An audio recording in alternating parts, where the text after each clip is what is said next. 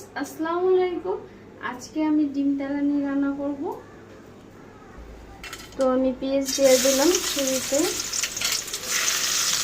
তো ভিউয়ার্স আমার পেঁয়াজটা লাল লাল হওয়ার আগ পর্যন্ত আমরা এখন কি কি মশলা লাগছে সেগুলো এখন দেখাবো। এখানে যে হলুদ পাখি নিয়েছে, মরিচ পাখি নিয়েছে, আর চাট মশলা, লবণ আর হচ্ছে ধনিয়া গুঁড়া নিয়েছে। ডিম তেলানির জন্য 3টা ডিম নিয়েছি এখানে আমি। তো ভিউয়ার্স দেখেন আমার ডিমটা কিন্তু এইটা লাল হয়েছে, পেঁয়াজটা সরি দিলাম। সামান্য পরিমাণে একটু আদা বাটা দিয়ে দিলাম। তো এখানে সব মশলা আছে, হলুদ পাখি আছে, ধনিয়া গুঁড়া আছে, সব মশলা, লবণ দিয়ে দিলাম।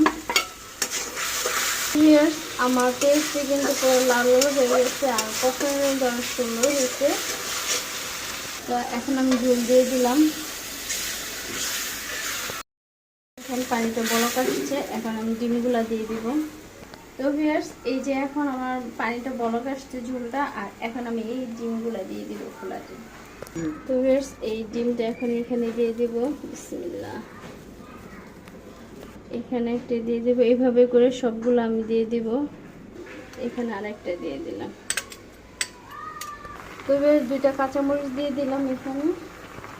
তো ভিউয়ার্স দেখেন আমার ডিম তেলানিটা কিন্তু খুবই সুন্দর হয়েছে দেখতে।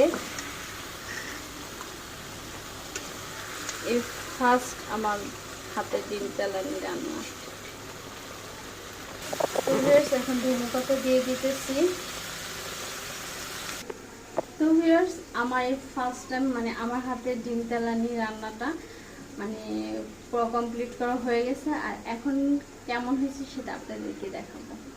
তো আমার ডিম তেলানিটা কিন্তু খুব সুন্দরভাবে হয়ে গেছে, এখন আমি উঠে ফেলবো। পুরো মানে এত পারফেক্ট সুন্দরভাবে হয়েছে। ফার্স্ট টাইম আমার হাতে ডিম তেলানি কিন্তু একদম পুরো রান্না করা হয়ে গেছে, আর অনেক সুন্দর একটা ফ্লেভার আসতেছে।